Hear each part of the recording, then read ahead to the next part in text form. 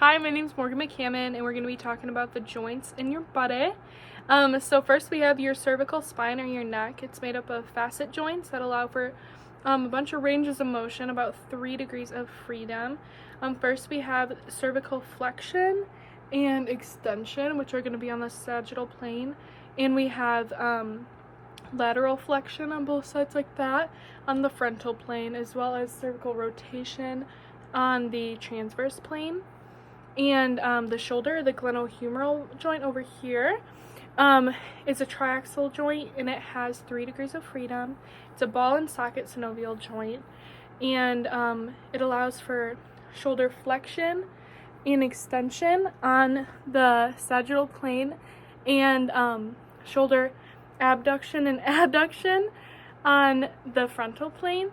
It also allows for shoulder lateral rotation and medial rotation on the transverse plane. The elbow joint is uniaxial.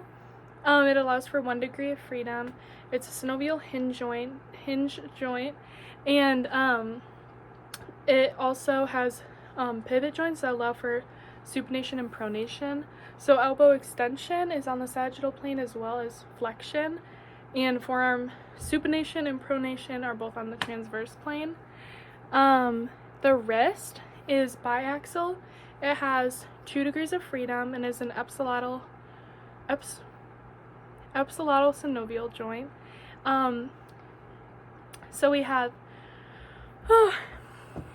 wrist flexion and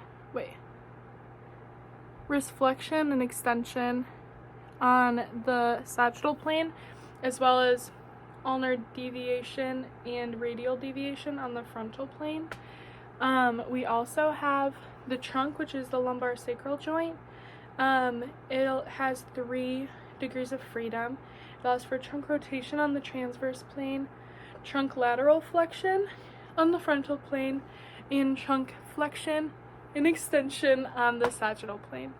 The hip, or the acetabulofemoral, I think, has triaxial, and it has 3 degrees of freedom. It's a ball and socket joint right here, and it allows for hip abduction and adduction on the frontal plane, as well as hip flexion and hip extension on the sagittal plane, and it has hip medial rotation and lateral rotation on the transverse plane.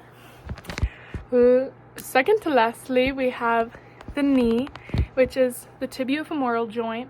It's uniaxial with 1 degree of freedom. It is a hinge joint like the elbow, and it allows for knee flexion and knee extension, both on the sagittal plane. And lastly, we have the ankle, which is kind of complicated because there's a lot of different ways the ankle can move. The talotibial joint is responsible for dorsiflexion and plantar flexion on the sagittal plane, and the subtalar joint is responsible for inversion and eversion on the transverse plane, like the book says, but I found a website that says it's on the frontal plane, so I think it can go back and forth. And hip or ankle adduction and abduction are on the transverse plane. So that should be all the joints and all of the official names for them. Thank you.